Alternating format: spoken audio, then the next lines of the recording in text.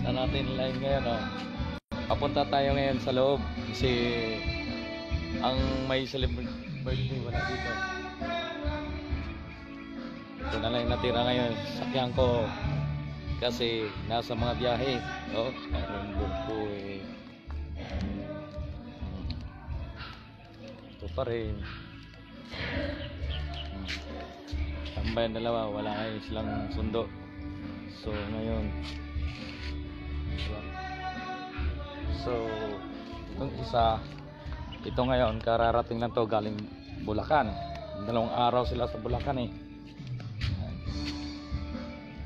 So yung painante yan, so sumusuko na yung painante nito. Bababa daw siya kasi hirap na siya sa driver niya. So papunta tayo ngayon sa loob. Nandito sila ngayon nag-iinuman.